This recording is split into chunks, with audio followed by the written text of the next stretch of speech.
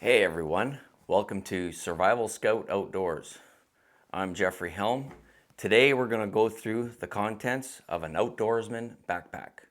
I love spending lots of time in the outdoors, exploring the backcountry. So when I put an Outdoorsman Backpack together, there are 4 things that I consider really important to have my basics covered. And that is food, water, shelter, and fire. That is my basic foundation for building my kit, and everything else gets built on top of that. The contents on the table here are basically a pocket dump. This is the items that I carry when I'm wearing my smock. Now, when the weather gets warmer, I spread these contents out through the pockets of my pants. Recently, I purchased the Pentex UP 8x21. These are a great little mini binocular, and they're small and compact, and the glass is super clear. So those are really great for being able to pick out things from a distance, check out terrain, things like that. I keep a little bit of a boo-boo kit in a pocket because when you're going through the bush, scrapes and scratches happen all the time. So there's some polysporin, band-aids, things like that. I always like to carry a pack of chewing gum. It's a great distraction and a very good morale booster. I keep a basic fire lighting kit. So there's 2 Bic lighters, some cotton balls and Vaseline, and some of Dave Canterbury's type of igniting material, tinder, for making a fire. I also keep some wet wipes in a baggie on hand. When you got to make a run to the bathroom, when it happens, it's like right now. So it's really important to have some of those on hand. And then for navigation in my pocket, so recently I've added the Garmin eTrex 22X. My wife got me this for Christmas, and this thing is amazing for plotting your waypoints and knowing where you are exactly. So no excuses for getting lost. And to go with the Garmin, I always keep a map of my area, so that's pretty important. I also like to keep a sewing kit. This was a surplus item. I think this was a Canadian Forces. I also keep a pretty beefy fire steel.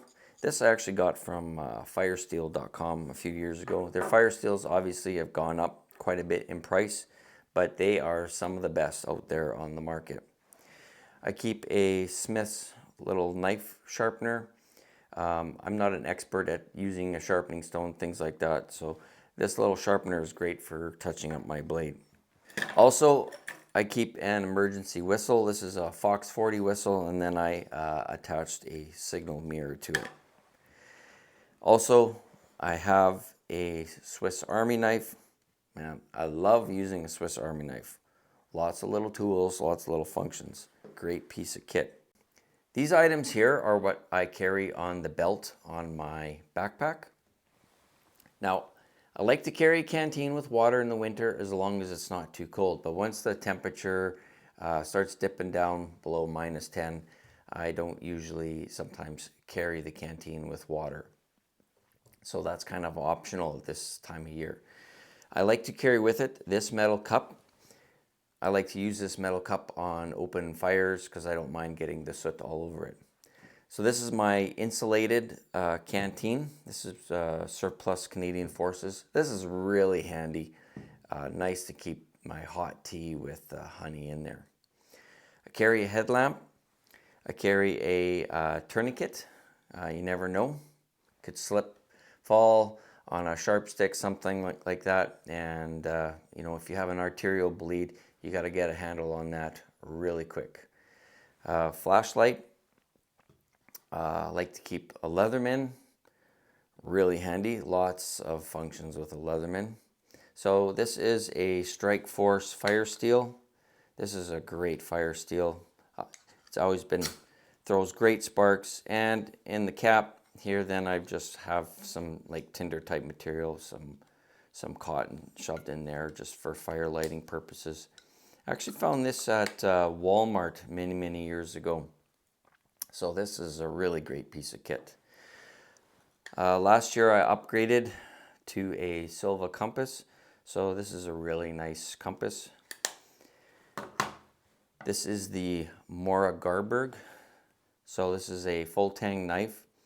I like the spine on this because the spine is really sharp, like 90 degrees. So it's great for striking a fire steel. Baco Laplander. So the reason I carry a Baco Laplander instead of, say, a lot of times my bigger silky saw is I just like to process smaller tinder and kindling, things like that for getting a fire going. And even if I'm going to make a makeshift shelter, which I don't normally do quite a bit, this is perfect just for cutting, say, wrist size sticks. So Baco Laplander, I've been using that for many years, really enjoy it. And then my backup batteries. I also carry my Ranger beads, which work with my compass. I have a video on that on the channel. So each one of these beads here represents 100 meters. So all the way down you've walked 900 meters, and then you pull the next one, and these ones are 1,000-meter beads. So then you've walked 1 kilometer. So it's important to measure out the distance beforehand so that you know what your paces are. I stand and start off with my left foot, my right foot touches, and then when my left foot touches again, that's 1 pace. And roughly I do 66 of those in 100 meters. And then my hygiene kit. Let's take a look at that. Now I keep my hygiene kit in one of the pockets on my belt kit because you never know when nature calls. So it's pretty important. I always have wet wipes, and there's just a little bit of toilet paper in there. So, and also I keep some Aleve. So my head is quite susceptible to barometric pressure changes. So when there's a big shift between high pressure and low pressure systems, I sometimes get the worst headaches, migraines ever. So I keep some Aleve on hand. And just in case you eat something that gives you crazy heartburn, heartburn can drive you mental. So I keep some Tums on hand for that.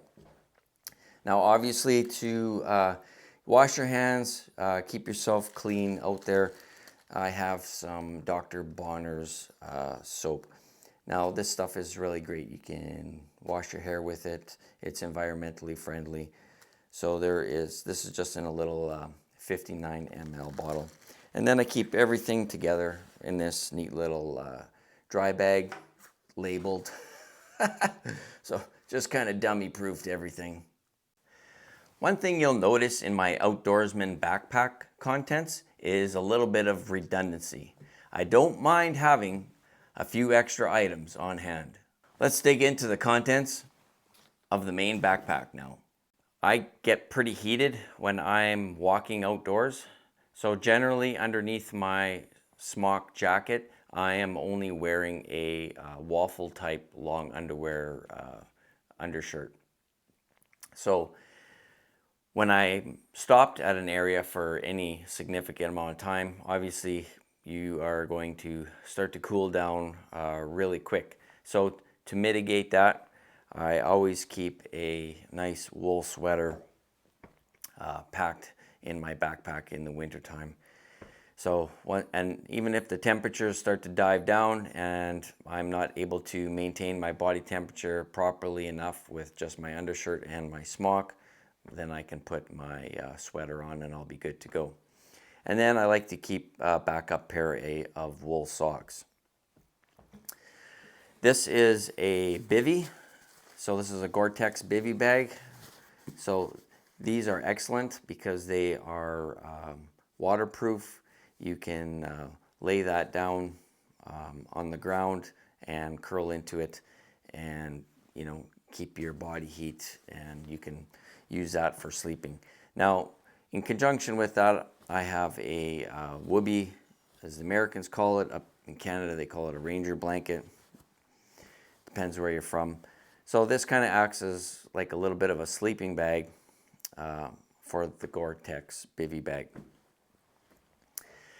Now, I always, in the wintertime, carry a kind of a lightweight wool blanket.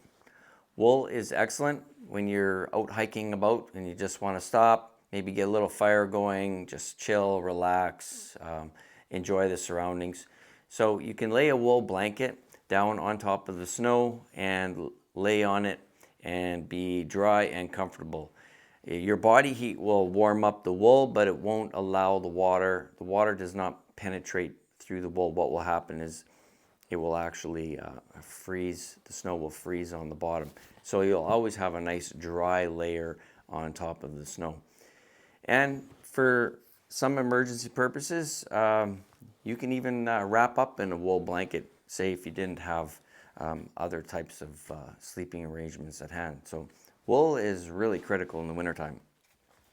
And then with that, I like to keep the German military foldable foam. This is nice. I can stuff it in the backpack so it'll sit right next to my back. This can be used as a sitting pad, lots of different uses. So that is really handy. It's lightweight and compact. I like to keep a big tarp. So this is a 12 by 9.5 foot nylon tarp. Green, so that's nice and handy. And then I got about 100 feet of paracord in here. Now with my paracord, I like to keep some ready-made loops like this, which work really great on the the grommet on the tarp. Slide the paracord through, so now you have a point that you can put a stake through or tie that off if you need to. So that is really handy. So that's something that I keep in my paracord bag. And then last but not least, I always like to keep a signal panel. Blaze orange. A little blaze orange panel like this can be seen for miles and miles and miles. So this is strictly in there for emergency purposes.